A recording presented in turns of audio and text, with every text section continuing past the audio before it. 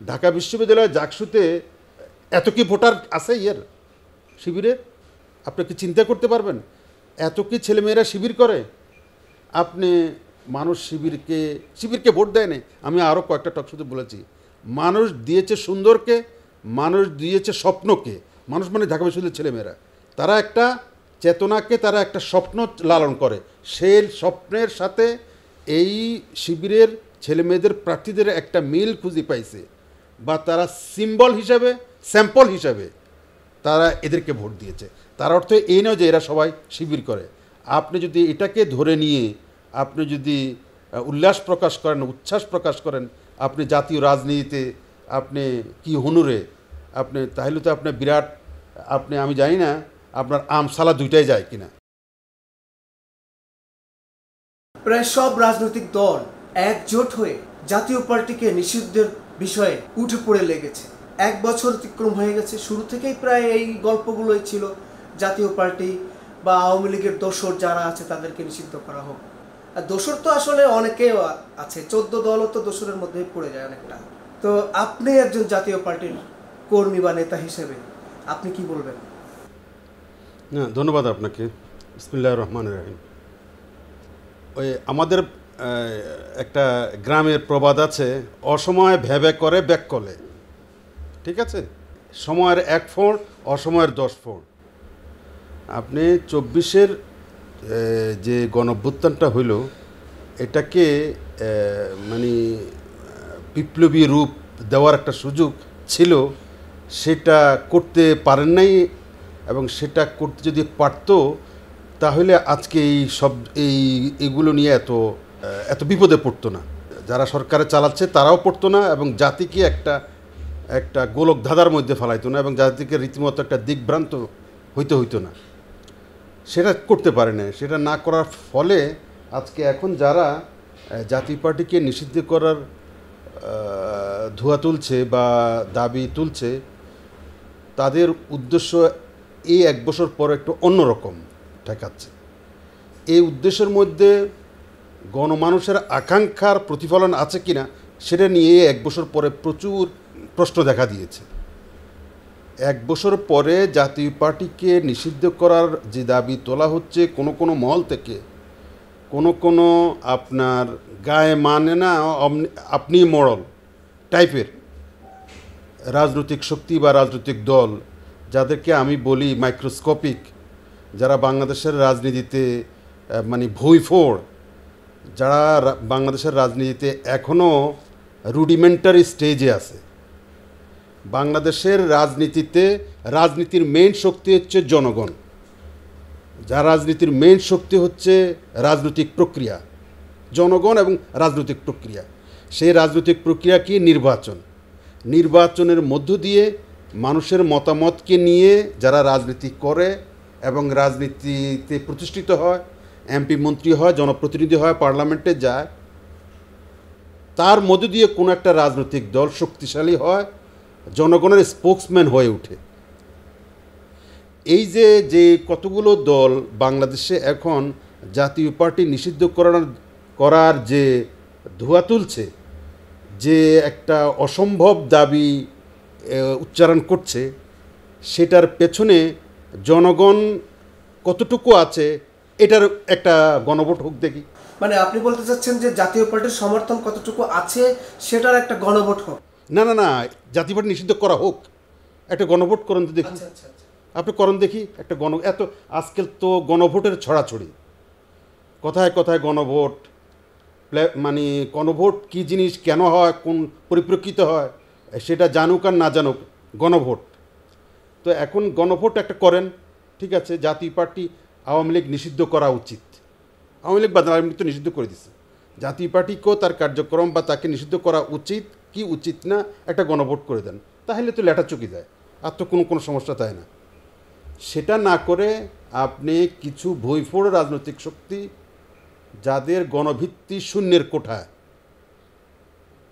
যারা ইউনিয়ন পরিষদের member chairman হওয়ারও যোগ্যতা অর্জন করে নাই এখন পর্যন্ত, হয়তো আগামী 10 বছর পরে হয়তো হবে, সেটা আমি 10 বছর অপেক্ষা করতে হবে আমাকে।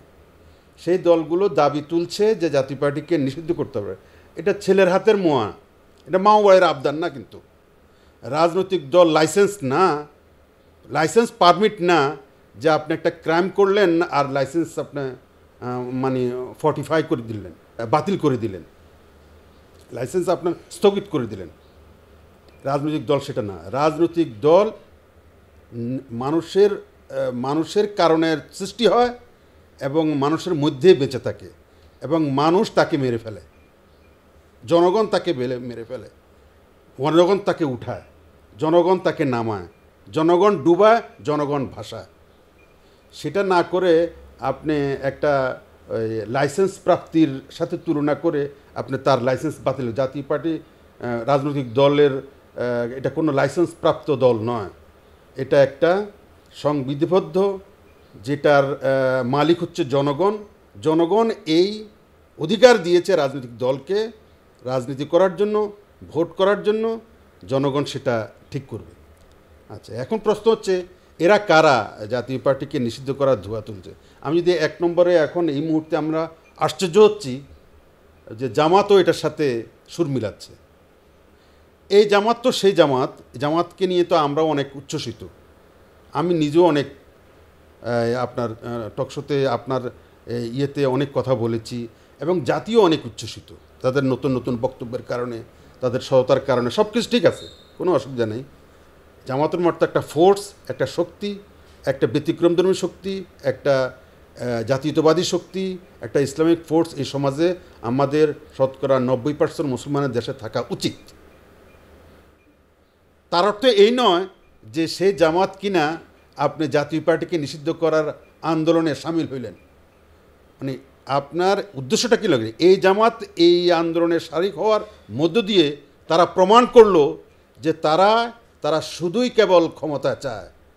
তারা প্রমাণ করলো যে ছলে বলে কলে কৌশলে, বাই হুক আর বাই ক্রুক ক্ষমতায় যাইতে হবে।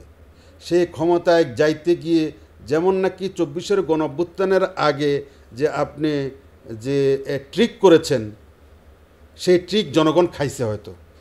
আপনি যে গোপন রাজনীতি করেছেন সেটাও জনগণ পজিটিভলি নিয়েছে। আপনি যেটাকে বলে ক্রিপ্টো পলিটিক্যাল কালচার বাংলাদেশে চালু করছেন সেটাও জনগণ হয়তো পজিটিভলি নিয়েছে। কিন্তু সব ক্ষেত্রেই যে জনগণ পজিটিভলি নিবে আপনাকে এটা কি করে আপনি বুঝলেন? না, এটা হইতে পারে না। এই জামাতকে নিষিদ্ধ করতে যখন পূর্ববর্তী সরকার, ফ্যাসিস্ট সরকার উদ্যোগ নেয় বা মানে নিষিদ্ধ করে, তখন আমরা জাতীয় পার্টি সমস্বরে পার্লামেন্টে এবং মানে উচ্চকিত ছিলাম। আমরা প্রতিবাদ করেছি, আমরা খুব কড়াভাবে প্রতিবাদ করেছি যে কোনো রাজনৈতিক দল, সে ধর্মভিত্তিক হোক আর ধর্মভিত্তিক না হোক, কোনো রাজনৈতিক দল একটা এক্সিকিউটিভ অর্ডারে নিষিদ্ধ করা উচিত নয় এবং এটা করা যাবে না। সেই জামাত কিনা মানে জাতীয় পার্টির নিষিদ্ধের আন্দোলনে 1 নম্বরে তারা সূচনা করেছে। দেয়ার ইজ এ কোশ্চেন, একটা উদ্দেশ্য আছে। এই উদ্দেশ্য এখন জনমনে একটা দেখা দিয়েছে। কেন এটা করলো? তারা তো এরকম হবে যে তাদের তো আমসালা দুইটাই যাওয়ার সম্ভাবনা হবে। এই জাকসুতে নির্বাচনের ফলে একটা আশাকাঙ্ক্ষা যে তৈরি হয়েছে সেটা আবার ব্যাকফুটে যাবে এই জাতীয় গণবিরোধী তাদের কিছু সিদ্ধান্ত এবং পলিসির কারণে। কি প্রথম কথা হচ্ছে যে মানুষের উপরে ছেড়ে দেন না আপনি। আপনি যেমন জাকসু এবং ডাকসুকে মানুষের উপরে ছেড়ে দিয়েছেন না, মানুষ বেছে নিছে। আপনি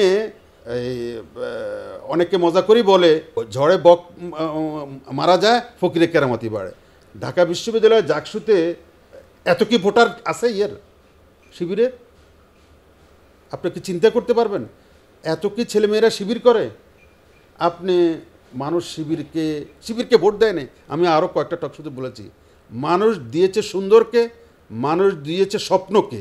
মানুষ মানে ঢাকা বিশ্ববিদ্যালয়ের ছেলেমেয়েরা, তারা একটা চেতনাকে, তারা একটা স্বপ্ন লালন করে। সেই স্বপ্নের সাথে এই শিবিরের ছেলেমেয়েদের প্রার্থীদের একটা মিল খুঁজে পাইছে, বা তারা সিম্বল হিসাবে, স্যাম্পল হিসাবে তারা এদেরকে ভোট দিয়েছে। তার অর্থ এই নয় যে এরা সবাই শিবির করে। আপনি যদি এটাকে ধরে নিয়ে আপনি যদি উল্লাস প্রকাশ করেন, উচ্ছ্বাস প্রকাশ করেন আপনি জাতীয় রাজনীতিতে আপনি কি হুনুরে আপনি, তাহলে তো আপনি বিরাট, আপনি আমি জানি না আপনার আমসালা দুইটাই যায় কিনা। শেষ পর্যন্ত যদি এরকম হয় যে তাদেরকে মানুষ যেভাবে ভাবছে সেভাবে নাও ভাবতে পারে এখন আর, তারা যদি আবার মনে করে যে এরাও আর 10টা রাজনৈতিক দল যেরকম সেরকম ক্ষমতার জন্য এবং নিজেদের বাহবা নেওয়ার জন্য তারা আরেকটা রাজনৈতিক দলকে আপনার নিষিদ্ধ চাচ্ছে। তারা কিন্তু এটা এমন নয় যে এই দেশের জনগণের পালস বুঝে এটা করতেছে। আমি এটা প্রসঙ্গে আরেকটা কথা বলি, যখন তারা নিষিদ্ধ ঘোষণা করার জন্য দাবি তুলল, তাদের ইয়েটা কি জাতীয় পার্টির দোসর, এই তো কথা, ফ্যাসিস্টের দোসর, এই অজুহাতে তো তারা এটা তো সামনে নিয়ে আসছে। কারণ তারা জানে ফ্যাসিস্ট দোসর এই কথা বলে, এই মুখরোচক কথাটা বলে মানুষের কাছে তোলা যাবে। ব্যাপারটা কিন্তু এখানে নয়, ব্যাপারটা তো আরেক জায়গাতে কি, তারা এখন ভাবতেছে যে তারা ক্ষমতায় চলে গেছে, বিএনপি নানা কারণে খুনটাসা হবে, বর্তমান সরকার এনসিপি সহ ছোটোখাটো সমস্ত দলও আজকে মিডিয়াতে কাঁপাচ্ছে, সারা বাংলাদেশে আলাপ আলোচনা হচ্ছে, বাস্তবতাটা কি সেটা আর পরের কথা। এর ফলে এক ধরনের ওই যে পাগলের সুখ মনে মনে আছে না, এক ধরনের আত্মবিশ্বাস, অতিরিক্ত আত্মবিশ্বাস তৈরি থেকে তারা এই জামাত ইসলাম এখন জাতীয় পার্টি নিষিদ্ধের একটা ধোঁয়া তুলছে, অতিরিক্ত আত্মবিশ্বাস। এই অতিরিক্ত আত্মবিশ্বাসের ফলে তাদের আমসালা এবং দুইটাই যাওয়ার সম্ভাবনা আছে।